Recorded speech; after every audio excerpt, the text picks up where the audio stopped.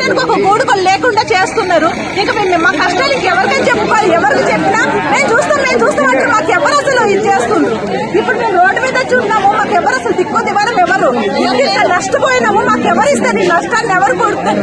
కష్టజీవులు మీద కష్టం చేసుకుని బతుకుతామంటే ఉన్నైపోయినా ఉంచుకునే పోయినా అందిపోయినా మాకు ఇంకేంటి దిక్కు చెప్పండి మీరే.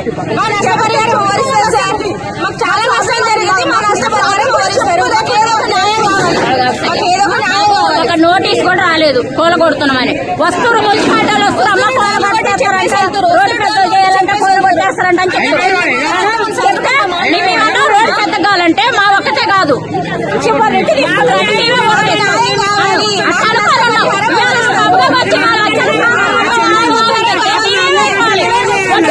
వ్యాపారాలు చేసుకుంటాం. మరి పేద జనం మరి ఇప్పుడు అన్ని నాయనైతే అన్ని కూలగొట్టేదాకైతే మేము నుంచి ఇంద్రమ్మ కాలనీ నుంచి రోడ్ ఎంతైతే తీసేస్తారో మరి ఏ ఇల్లు అయితే కూలగొట్టారో ఆ లెక్క ప్రకారం ఇక్కడ నుంచి ప్రీమియర్ స్కూల్ దాకా తీసేయాలని మేము విన్నపించుకోవాలన్నా. అది మాకు అది ఒకటి న్యాయం చేయండి అన్నారు. న్యాయం కావాలన్నారు. రోడ్డు అటువైపు కూడా అంతే కావాలి. ఇంకొకటి ఇక్కడ కూడా ఒకరికొకరుగా చూడొద్దు. అందరూ ఒక్కటే మేము. అలాగే వాళ్ళ మనసులో మేము కూడా అన్నది ఉంటుంది. మాకు కూడా అర్థం అవుతుంది ప్రాబ్లం. కాబట్టి అటువైపు ఎలాగో ఇటువైపు అలాగే ఉండాలి. ఇటు ఎంత వెడల్పు తీసుకుని అటువైపు కూడా అంతే వెడల్పు తీయాలి. ఇటువైపు తీసేసి అటువైపు ఉంచుతామంటే మాత్రం మేము ఒప్పుకోము. మేము పేదవాళ్ళం కదా. మా పేదవాళ్ళు కూడా మేము కూడా మాకు కష్టాలు బాగా ఉంటాయి. మరి పేదవాళ్ళు ముందుకెళ్ళలేదు.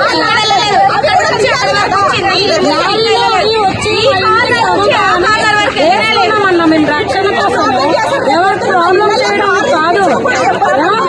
ఇప్పుడు మా ఇంటికి వాళ్ళు వస్తారా? రోడ్డు కింద దాకా తీసుకెళ్ళండి. ప్రీమియర్ స్కూల్ దాకా కొట్టేయాలండి రోడ్డు. ఆ రోడ్డు సాల్వ్ అయ్యాక మేము ఏం చేయలేము. మాకు తీసేదంత సేపు ఉన్నారు. పోలీసులు కూడా మమ్మల్ని నీచంగా మాట్లాడుతున్నారు. ఆడవాళ్ళు కూడా చూడట్లేదు. తీసేసారు. లంచం తీసుకున్నారా? ఇక్కడ ఎందుకు అర్హత లేదా? కమిషనర్ తీసుకుని పోలీసులకు ఎక్కలేదా? ఆడలేదు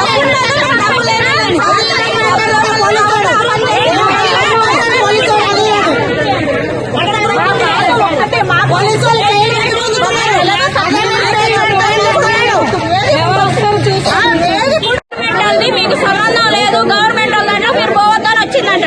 వచ్చినప్పుడు మీరు ఎందుకు వస్తారు మా రోడ్లోకి? దేనికి ఇచ్చారు ఇక్కడ?